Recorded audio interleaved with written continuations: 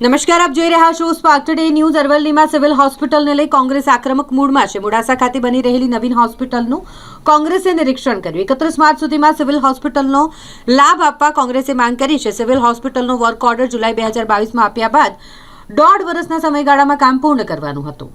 અહીં નિર્માણની અવધિ ઉપરાંત 2 વર્ષ થઈ ગયા છે, તેમ છતાંય હજુ સુધી લાભ નથી મળ્યો। સિવિલ હોસ્પિટલનું કામ 1 મહિનામાં પૂર્ણ કરવા કોંગ્રેસે અલ્ટિમેટમ આપ્યું છે।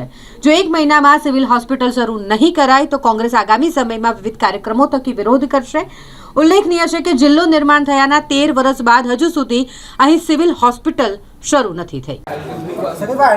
અરવલ્લી જિલ્લા કોંગ્રેસ સમિતિનું પ્રતિનિધિ મંડળ આજે જે જિલ્લાના મથક મોડાસા ખાતે સિવિલ હોસ્પિટલની જે કામગીરી થઈ રહી છે તેની મુલાકાત લીધી।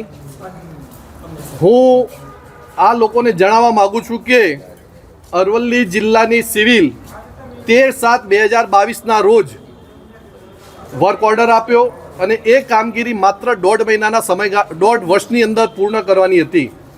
નવાઈની વાત તો એ છે કે એ 1.5 વર્ષનો સમયગાળો પતી ગયો અને એના ઉપર પણ 25 મહિના એટલે કે મુદતની અંદર 2 વર્ષ ઉપરનો સમયગાળો થયો, છતાં આ સિવિલની કામગીરી પૂર્ણ થઈ નથી। અગાઉ પણ જ્યારે આ સિવિલ મંજૂર થઈ ત્યારે પણ જમીનના અભાવે 2-3 વર્ષ એમને બહાર કાઢી દેવામાં આવ્યા હતા। આ જિલ્લાની અંદર ખૂબ ગરીબ લોકો, આદિવાસી લોકો અને બક્ષીપત સમાજ સહિતના લોકો, મધ્યમ વર્ગના લોકો છે, ત્યારે જે સિવિલની સુવિધા છેલ્લા 11 વર્ષ આ જિલ્લાને જુદો પડવા છતાં સિવિલને જે નથી થયું એના કારણે લોકોમાં પણ ભારો આક્રોશ છે। આજે પણ જ્યારે અમે મુલાકાત કરી ત્યારે અમને એવું કહેવામાં આવ્યું કે હજુ પણ 1-8 મહિનાનો સમયગાળો લાગશે।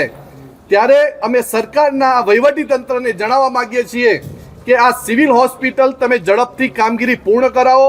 વારંવાર તમે જે દિવસો વિલંબ કરી અને જે લોકોના જિલ્લાને જે સિવિલનો લાભ મળવો જોઈએ લાભ મળતો નથી, એના કારણે લોકોમાં પણ ભારે આક્રોશ છે।